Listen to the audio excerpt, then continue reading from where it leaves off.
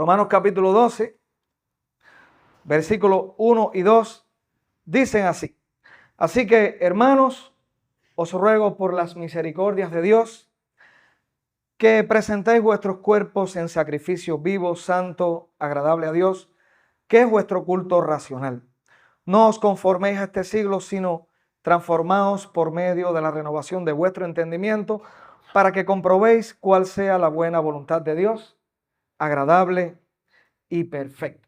La semana pasada compartíamos estos dos textos y decíamos que Pablo apelaba, una vez que ya a través de los capítulos anteriores del comienzo, muestra por qué es la necesidad del Evangelio, de las buenas nuevas de salvación, por qué fue tan necesario, imprescindible, que Cristo viniese, se humanase, muriera en una cruz y resucitara, para que de esta manera pudiese otra vez haber una reconciliación entre el hombre que estaba totalmente enemistado con Dios, a espaldas completas de él, sin tenerle en cuenta en su agenda de vida, siendo el hombre su propio Dios, para resumir todo lo que dice el libro de Romanos.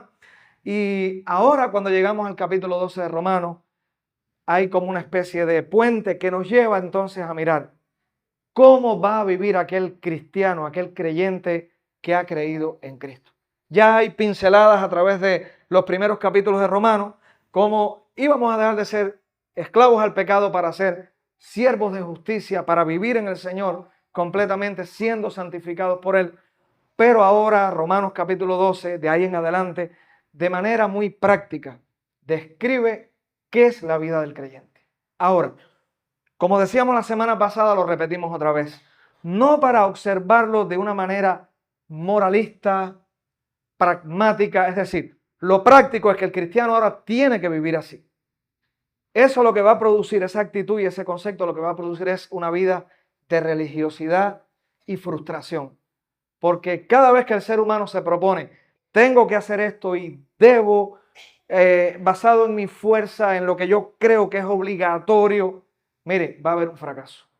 Porque por la ley, como ya ha sido descrito en todo Romano, es imposible que el hombre alcance una salvación, otra agradar a Dios de manera permanente y méritos humanos ante Dios ninguno.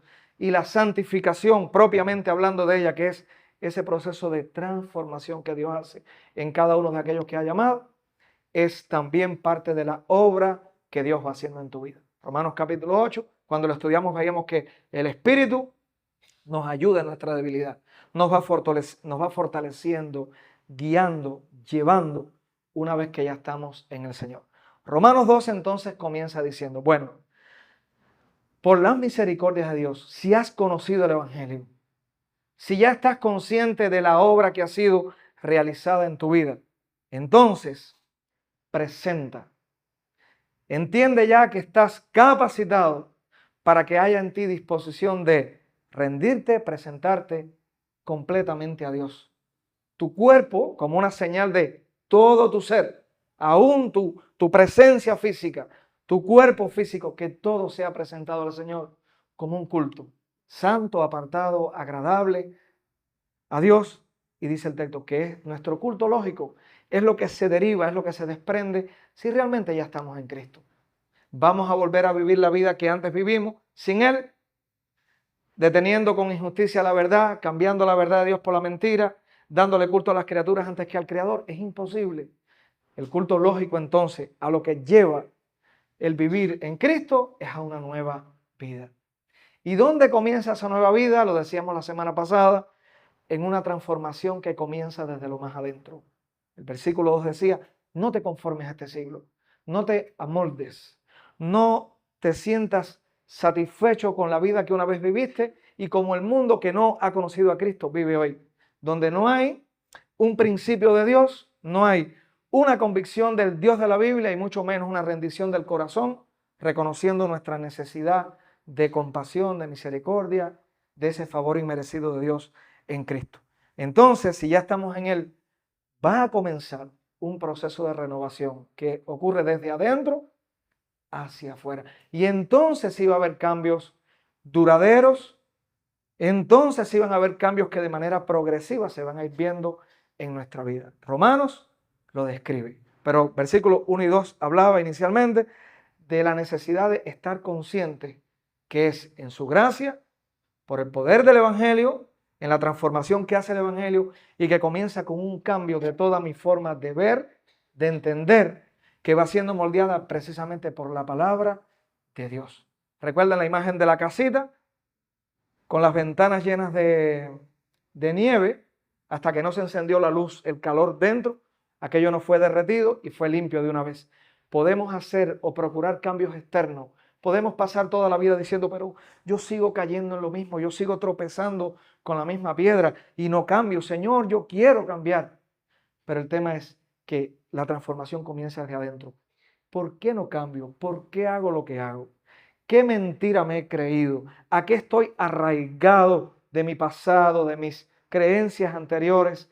Que todavía la luz del Evangelio no ha llegado para descubrir esa mentira y comenzar en ese cambio desde lo más profundo y con el poder de Dios actuando en mi vida. Bien, solamente eso es un recuento de lo que veíamos la semana pasada porque nos pone en sintonía con lo que vamos a ver hoy. Versículo 3, ya lo tenemos en pantalla, ahí está. Dice el versículo 3 y después oramos. Dice Pablo, digo pues, por la gracia que me es dada, a cada cual que está entre vosotros. Vamos a hacer una pausa. ¿A quién están dirigidas estas palabras? Por supuesto, a una iglesia en específico, a la iglesia de Roma, pero ahora mirándolo, aplicándolo al contexto nuestro, a la iglesia, está dirigido a ciertas y determinadas personas, solamente a líderes, personas señaladas en especial. ¿Cómo dice? A cada cual que está entre vosotros, para todos, que no tenga más alto concepto de sí que el que debe tener, sino que piense de sí con cordura, conforme a la medida de la fe que Dios repartió a cada uno. Bien, parte de ser transformado a la luz de las misericordias de Dios, parte de ser transformado en el Evangelio, es comenzar a tener una perspectiva correcta de quiénes somos. Hay dos posturas extremas. Por una parte, está aquella que tanto se habla hoy en día, se habla en talleres, se habla a todos los niveles y tiene que ver precisamente con la autoestima. Pero más bien casi siempre enfocada en el tener una autoestima más bien baja. Cuando una persona se percibe como alguien, vamos a decir, menos valioso, menos capaz de lo que realmente es. Una autoestima baja es cuando una persona realiza una caricatura de sí mismo. ¿Han visto, recuerdan, la persona que se dedica a hacer caricaturas? Tú miras una caricatura, es un dibujo donde se amplifica, se amplía, se acentúan aquellos rasgos. Si la persona, por ejemplo, ¿cómo pudiéramos decir? Es gruesa, es obesa, va a haber una pronunciación de eso. Si es una persona que tiene el pelo bastante quizás abultado, hay una exageración, y así con cada rasgo. Exageran, pero casi nunca exagera las partes bonitas, atractivas. Eso sucede a veces con la autoestima baja. Es hacer una caricatura donde la persona se va creando un retrato, un autorretrato, donde se ve inferior a lo que realmente es. Ahora, en este caso, lo que estamos viendo está hablando del otro punto extremo. ¿Cómo dice el texto? Dice, hermanos, por la gracia que me es dada, les voy a hablar desde la gracia de Dios, dice Pablo, de la cual hemos venido hablando a través de toda la carta y que ya conocemos por todas las explicaciones que hemos ido dando, por ese favor inmerecido, ese amor derramado a su favor. Ahora les digo a cada uno, tengan cuidado, no tengan más alto concepto de sí que el que deben tener. Ya no estamos hablando de una autoestima baja, sino estamos hablando de una sobrevaloración de sí mismo, donde quizás en esa posición, en vez de acentuar los aspectos negativos y que vemos, de los cuales vemos más carencia, al contrario, puede ser que sobrevaloremos y creemos una imagen amplificada, exagerada, sobrevalorada de quién soy y qué poseo. Y el texto está diciendo a cada uno de vosotros.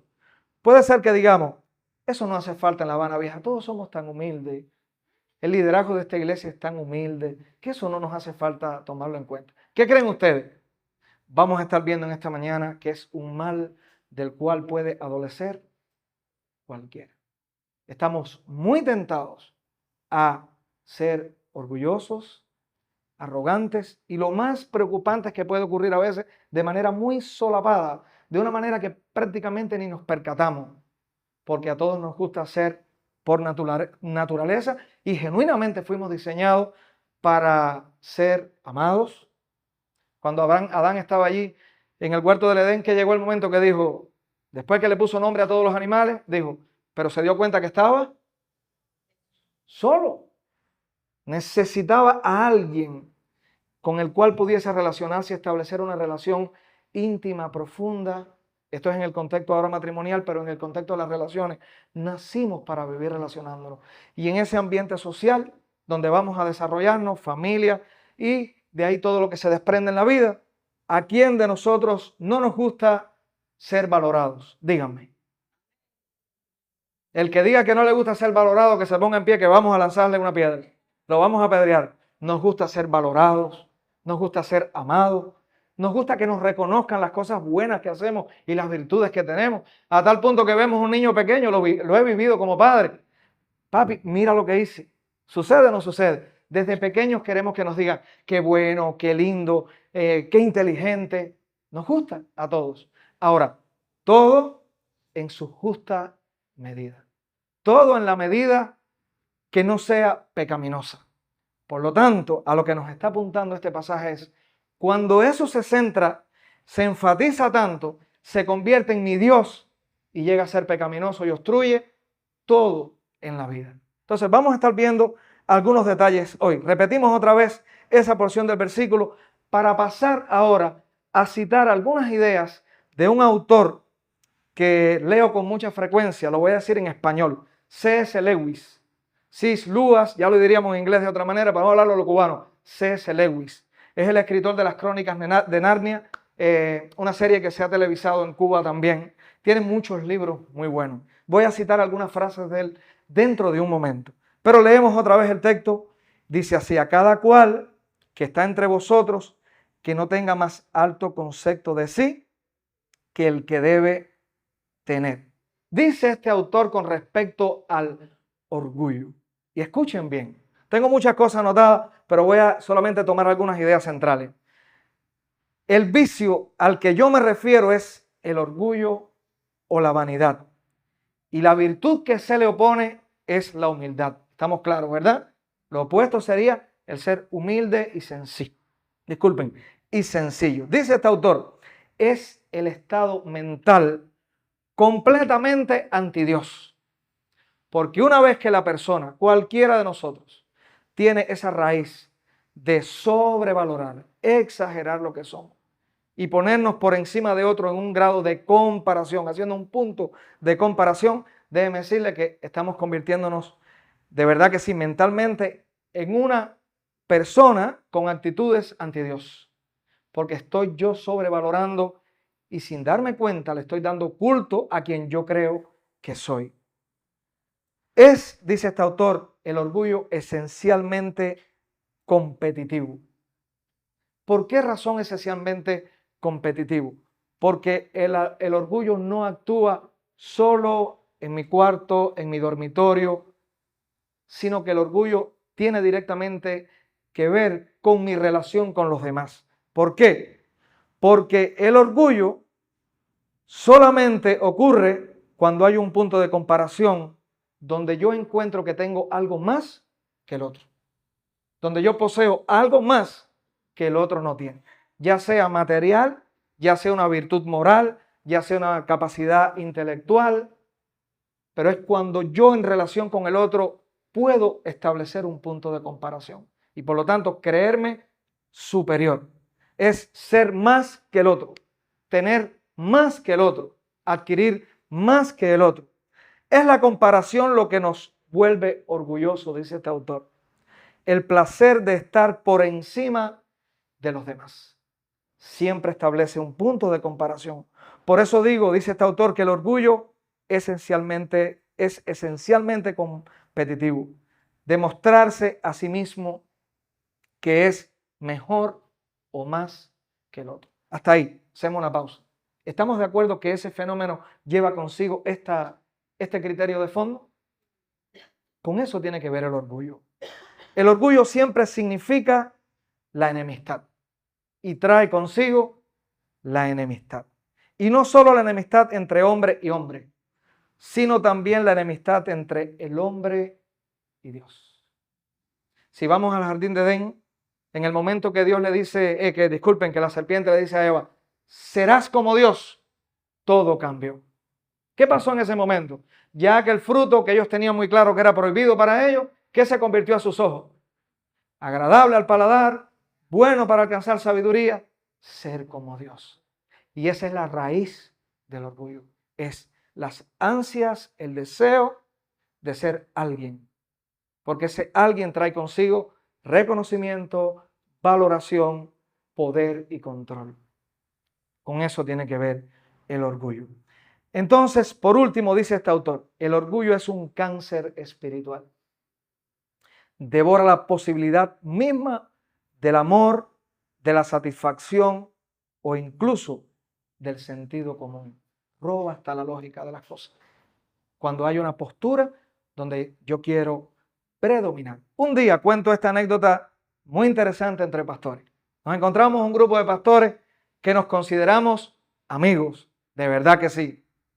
Pero empezamos a hablar, presentábamos argumentos, pasábamos anécdotas, un tiempo de esos buenos que se convierte en un banquete de relaciones.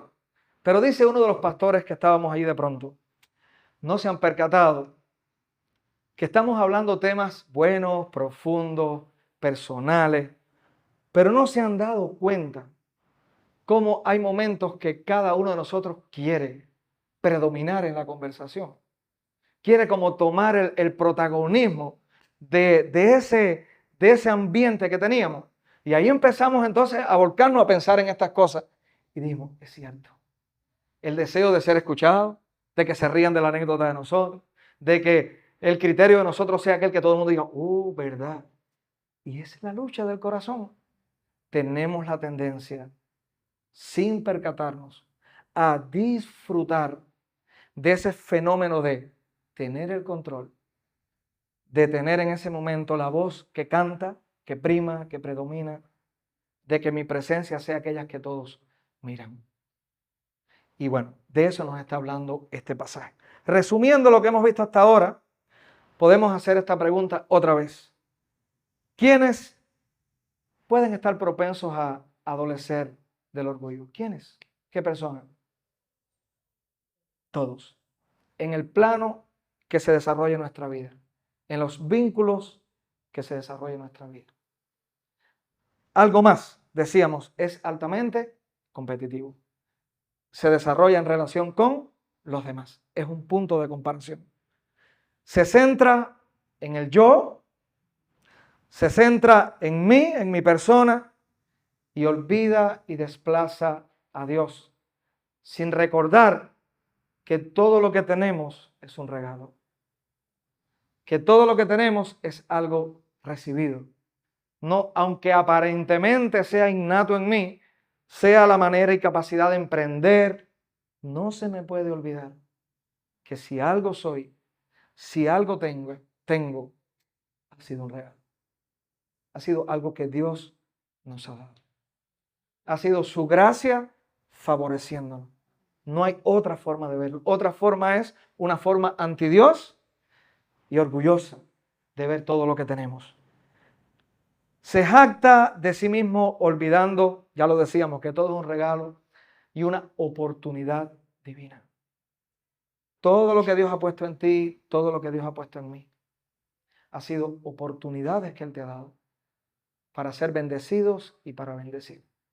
Y desde la hora en punto que aquello que Dios ha puesto en mí, ya sea material, recursos, talentos innatos, dones, capacidad, desde la hora en punto que eso sea usado para mi gloria, para ensanchar mi orgullo, déjeme decirle que se convierte en algo destructivo. Rompe relaciones, rompe amistad con Dios, rompe todo, destruye todo y bloquea toda posibilidad de seguir avanzando en la vida. ¿Eso ocurre en qué plano? Liderazgo de una iglesia, ocurre en el matrimonio, ocurre entre amistades, ocurre en un centro de trabajo, ocurre en mi relación con los hijos. En todas las esferas de la vida va a hacer un daño indestructible. Se jacta de sí mismo olvidándose que es un regalo. Se centra en el amor propio sin mirar a los demás con amor, para comprender que todo lo que me ha sido dado es para beneficio, bendición, pero para que se convierta en un canal para otros. Todo lo que Dios te ha dado, tanto experiencias buenas y malas, como todas las cosas que ha dado en tu vida, si eres un verdadero hijo de Dios, cuando leemos ahora Romanos capítulo 12 en lo adelante, vamos a ver que todo Dios lo ha puesto para que pueda ser usado para su gloria, para edificación de las vidas de otros. Pero el orgullo roba toda la atención de aquel que tiene una necesidad para centrarse en mi necesidad de sentirme importante. Crea división y tensión en las relaciones a todos los niveles. Y por último, impide que reconozcamos nuestros errores y debilidades. Y es un mal muy grande cuando esa es nuestra postura y actitud. Que no podamos reconocer el error, que todo lo justifiquemos y que siempre buscamos una excusa para todas aquellas cosas que en nuestra vida no están saliendo bien, donde nos equivocamos, y que siempre tengamos una razón para quedar nosotros eximidos, liberados de culpa, tiene que ver con el orgullo. Así que, mis hermanos, es muy importante atender a lo que estamos hablando en esta mañana, porque entenderlo a la luz del Evangelio, no como una religiosidad o un patrón simplemente de conducta. Cuando entendemos el por qué vivir de esta manera, vamos a crecer en relaciones, vamos a tener mejores amistades. Nuestra familia va a vivir más armoniosamente. Si tienes un ministerio, un servicio a realizar, verás cómo van a contar más contigo, cómo te van a incluir con mayor placer, porque será un placer trabajar contigo. Bueno, de la otra manera también, porque siempre vamos a servir de edificación. Una, porque vamos a colaborar, o de la otra manera es porque vamos a ayudar a que el otro siga creciendo en paciencia. Pero siempre vamos a ser de bendición. Cuando yo tengo que cargar con Amy, y yo digo, oh, qué difícil es trabajar con Amy. Amy, estoy usándola a usted como un ejemplo. Y yo digo, Amy, qué difícil, Señor, dame paciencia. Al final, el orgullo de Amy se convierte en un factor de crecimiento, porque necesito paciencia de Dios. Pero eso no es lo que Dios quiere, ¿verdad? Dios no quiere que crezcamos de esa manera, que todos armoniosamente como un cuerpo, y lo vamos a ver en los próximos versículos, funcionemos armoniosa y compensadamente. Muy bien, seguimos entonces. Ahora, ¿cómo entonces pensar acerca de mí? ¿Cómo es la manera correcta según nos está describiendo este pasaje? Continuamos el versículo, dice así. Bien, repetimos lo anterior, a cada cual que está entre vosotros que no tenga más alto concepto de sí que el que debe tener, sino, por el contrario, que piense de sí con cordura, conforme a la medida de la fe que Dios repartió a cada uno. La pregunta es, ¿cómo pensar entonces correctamente acerca de mí? Ahí se nos dan dos pautas a seguir. Una, pensar con cordura acerca de nosotros, y ahora lo vamos a ver. Y la segunda, conforme a la medida de la fe. Y ahora las dos vamos a explicarla un poquito. Primero, con cordura. La palabra significa tener un pensamiento rigurosamente preciso. Es decir, con claridad, de manera realista, hacer juicio sobre algo. En este caso, sobre mí. Estar en pleno contacto con la realidad. Dice otras acepciones de esta palabra, ser sobrios y juiciosos. Estar en juicio cabal. Reconocer que si algo somos o tenemos, es un regalo recibido. Cuando miramos hacia atrás en Romanos, el libro de Romanos nos enseña a pensar con cordura acerca de nosotros mismos. Cuando entendemos que éramos objeto de la ira de Dios, cuando entendemos que estábamos enemistados con Dios, cuando entendemos que toda la humanidad, incluyendo todos los que estamos aquí, estábamos viviendo a la deriva, porque Dios los había entregado a todas las pasiones del corazón, aún atentando contra su propio cuerpo en el pecado. Y ahora entendemos qué son las misericordias de Dios, qué es la gracia de Dios, cuán amado he sido en el Señor, cuán aceptado he sido en Él cuando en mí no había nada meritorio para que eso ocurriera. Y que hoy Dios incluso puede decir que tú puedes llegar a ser un sacrificio vivo, santo y agradable. Cuando tú todavía pecas, cuando yo todavía encuentro que hay cosas en mí que no son del agrado de Dios, aún siendo un hijo de Dios, eso es pensar con moderación. Es haciendo un juicio preciso de quién yo soy. Hoy yo puedo decir, y estoy aquí enfrente, un micrófono, y alguien puede decir, oh, pero qué privilegio, qué responsabilidad. Porque si algo somos, únicamente es por la gracia de Dios. Nada más. Todo ha sido un regalo. Si algo alcanzamos en esta vida a hacer o ser, es un regalo. Eso es pensar con moderación. Más bien cuando miramos aquellas cosas que pueden ser en nuestra vida virtud, crecimiento, habilidades, tesoros, es momento de mirarlo con responsabilidad y agradecimiento. Señor, tú lo has puesto. Señor, es para ti. Señor, si le doy otro uso, no estoy tomando en cuenta tus misericordias, tu evangelio, que es quien me ha traído hasta donde hoy estoy y a lo que soy hoy en día. Una, piense de sí con cordura, con moderación, con un juicio sano a la luz de la palabra de Dios y del evangelio. Si eres algo, lo eres por la gracia de Dios. Si tienes algo, lo tienes por la gracia de Dios, única y exclusivamente. Todo ha sido un regalo. Todo ha sido un regalo para tu vida. Segundo, dice el texto, conforme a la medida de fe que Dios repartió a cada uno. Bueno, muchos han pensado cuando habla de la medida de fe, que esto quiere decir que es cierta cantidad de fe que se le da a unos que otros no tienen y por lo tanto, unos van a entender mejor que otros. Pero a la luz completa del contexto de Romanos, no parece probable que este texto esté hablando de esa fe tan subjetiva y tan variable y distinta entre unos y otros. El texto, aunque la manera de traducirlo es así, lo que está hablando de la medida de fe es la justa medida que cada creyente ha recibido. El texto lo que más bien está diciendo es, a todos ustedes se le ha dado fe salvadora en Cristo y es sobre esta base que deben medirse a sí mismos. No hay otra manera. Justo juicio, cordura, para entender en la verdadera fe, en esa medida que ha sido dada, en esa fe salvadora, qué es lo que verdaderamente ha ocurrido en nosotros. ¿Cuál es nuestra verdadera identidad en esa medida de fe? Y esa palabra es clave, en esa identidad que tenemos hoy como hijos de Dios. Identidad. Justificados pues por la fe, Romanos 5:1, tenemos paz para con Dios por medio de nuestro Señor Jesucristo.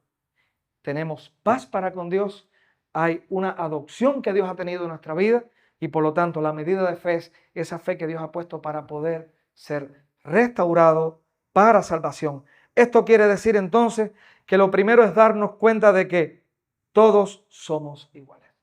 Todos tenemos la misma medida de fe salvadora. No hay privilegios. Que quizás Dios ahora en el caminar parezca que unos han crecido más, que han alcanzado, vamos a decir, una transformación más visible, pero la obra es en el corazón. Aún es tan subjetivo valorar a veces lo visible, que encontramos que alguien que en un momento parecía crecer y crecer y crecer, en un momento se esfuma. En una ocasión, siendo un joven, estoy desde muy temprano en el Evangelio, y la esposa del pastor, que en ese momento me pastoreaba, yo tenía 15, 16 años, un día me dijo, equivocadamente, porque a veces trazamos vamos a decir, prototipos de qué cosa es ser un creyente. Si soy un creyente, tengo que decir, alabado sea el Señor. Gloria a Dios. No necesariamente. Tenemos una personalidad y Dios nos hace con ella. Y yo no tengo que cambiar lo externo. Esa es una gran equivocación. Y esa esposa de pastor un día me dijo, sí, a quemarropa, tú no eres muy espiritual. Imagínense ustedes, desde mi orgullo, ¿a quién le puede gustar que le digan eso, verdad? Yo le dije, ¿y por qué? Porque yo veo aquí a fulano y me hizo una lista de jóvenes contemporáneos que tú ves que llegan y te dicen Dios te bendiga y te dicen si Dios quiere y tú lo ves diciendo gloria a Dios y lo ves en los cultos diciendo amén y yo no te veo así. Y yo casi que en ese momento, que no lo mismo que hoy, que han pasado unos cuantos años ya, no tenía quizás todo el argumento necesario, pero le dije, Dios me hizo así. Eso fue lo único que dije, a lo mejor una respuesta bien carnal. Dios me hizo así. Al paso de los años, toda esa gran lista en el camino quedó, lamentablemente. Jóvenes en fracaso de la fe, muchos no están en la fe y Dios nos tiene aquí por su gracia. Y en otra ocasión, conversando, pudimos hablar de ese tema y decir, hay momentos que lo externo no necesariamente es evidencia de lo que Dios está haciendo al interno. Y hasta el día de hoy posiblemente todavía no esté ni gloria a Dios, ni aleluya, ni Dios te bendiga. ¿Cómo estás? ¿Qué tal? No considero que a veces hay aspectos externos que sean los que determinen internamente quién eres en Cristo. Y lamentablemente a veces lo más cómodo es adopto lo que entiendo que es vestidura cristiana y ya, es de adentro hacia afuera. Solamente digo eso no para resaltar con orgullo ahora, yo estoy aquí, los otros quedaron en el camino. Es la falsa manera de a veces hacer juicio sobre aquel que está en el proceso de la fe. ¿Qué dice este pasaje? Conforme a la medida de la fe. Todos somos iguales. Todos se nos ha dado la misma fe salvadora, la misma medida de la fe, y por lo tanto no hay ni una pizca de razón para que yo pueda sentirme por encima de otro. Aún si hay una responsabilidad mayor que otro, o hay logros alcanzados, es la gracia de Dios en nosotros. Si alguien si alguien en ese momento debe recibir gloria, es Él. Pero la cuerda, vamos en una cuerda floja. Cuento otra anécdota porque es bueno y enriquece. Teníamos un pastor también, tuve un pastor en mi juventud, que en una ocasión él usaba como una broma. Él lo dijo públicamente, dice, hablando del orgullo, y decía, es tan delgada la cuerda entre la gloria a Dios y la mía. Dice que en ocasiones cuando llega un hermano, dice, ya yo lo uso en broma, y un hermano me dice, pastor, ¿qué mensaje? Él siempre decía en broma, ya el diablo me lo dijo primero. Es como decir, ya en mí estaba el deseo de enardecerme en orgullo. Ya el diablo me lo dijo primero. Entonces es muy delgada la línea. Entonces, Dios nos ama por igual en Cristo. Tenemos que tenerlo muy claro. Algunas ideas para ir ya terminando. Una, el Evangelio impide que tengamos un concepto más alto de nosotros mismos del que debemos tener. ¿Qué creen a la luz de lo que hemos visto? ¿El Evangelio lo impide o no lo impide? Impide que tengamos un concepto más alto, que creamos algo más allá de lo que realmente somos. Somos pecadores y todos nuestros esfuerzos solo son recompensados con juicio, con condenación. Por lo tanto, somos salvos únicamente por la bondad que hay en Cristo. Si depende de nuestros logros, miren, solamente condenación. El logro de Cristo es quien nos tiene aquí. Por lo tanto, todos los logros que tengamos hoy son para su gloria. Y Dios permita que sean para bendición de otros. Y esto no es solamente para el que se para aquí, porque puede que confundamos y encerremos esto solamente en un ámbito cristiano, litúrgico, religioso. Esto es para tu vida en familia, para tu vida con tus amistades, para tus relaciones con tus compañeros de trabajo. Esto es para tu soledad. ¿Qué piensas en tu soledad? Cuando en tus tiempos de adoración evalúas quién eres, qué Dios ha hecho en ti. Esto es para para tu vida en todo momento. El Evangelio también nos impide tener un concepto más bajo del que debemos tener, que es importante. Aunque hoy estamos hablando del orgullo, es bueno también señalar la autoestima, la baja estima de uno mismo. El Evangelio, cuando entendemos quiénes somos, debemos evitar también el error, la mala comprensión y creernos que somos menos de lo que realmente Dios ha hecho en nosotros y de lo que somos en nuestra nueva identidad en Cristo. Somos pecadores que ya somos salvos y por lo tanto somos amados, somos valorados, somos enriquecidos con dones cuando únicamente la única opinión que importa sobre cualquier otra opinión es la opinión que Dios puede tener de ti, sin dejar esto oportunidad para vivir en desinterés e irresponsabilidad. Pero es importante, más que nada, qué piensa Dios de ti.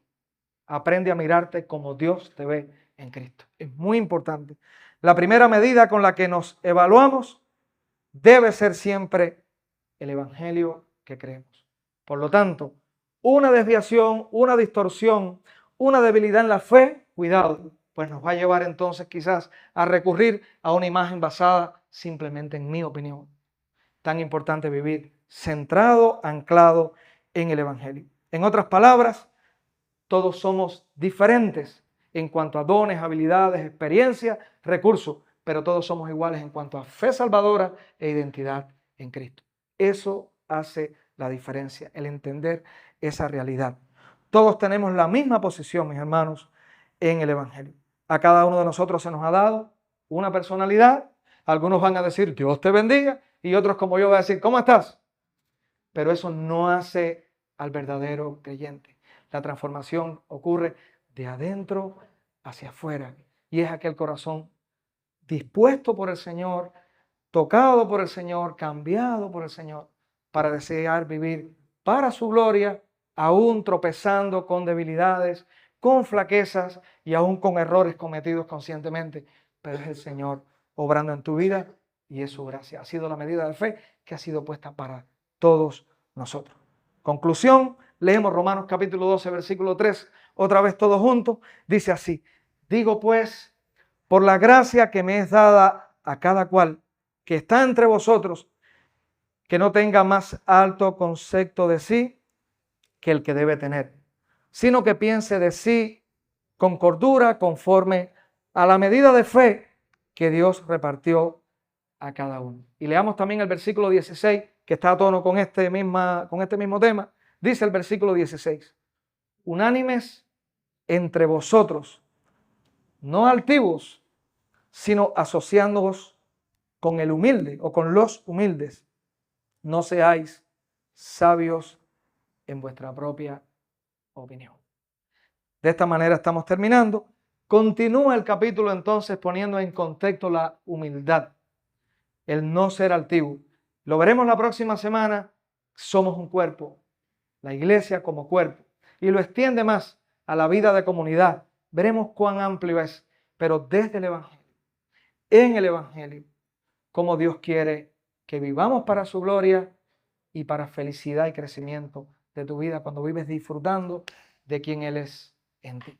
Terminamos en oración para un último canto. Señor, te agradecemos por esta oportunidad.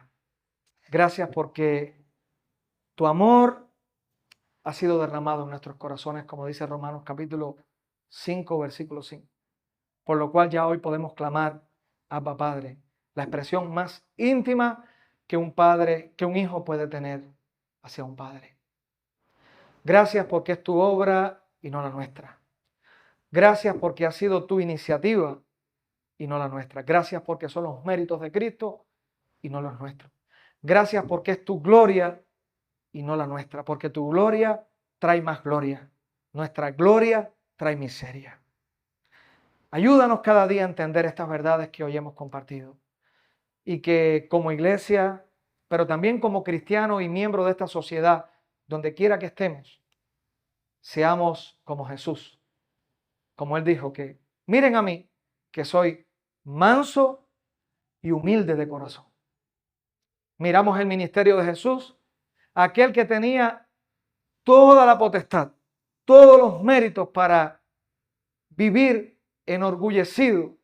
Y sin embargo, la Biblia nos dijo que siendo Dios, se despojó de su gloria. Enséñanos a vivir de tal manera. Enséñanos a vivir disfrutando de tu gloria en nuestra vida. Mira a cada hermano mío presente. Mira a cada uno, si hay alguno que sea visita, que aún no haya tenido un encuentro con el Evangelio, con Cristo. Pedimos que hoy, si es tu voluntad, Señor, puedan ser inquietados los hermanos para vivir en la humildad del Evangelio y los que nos visitan para acercarse al Evangelio. En tus manos estamos. En el nombre de Jesús. Amén.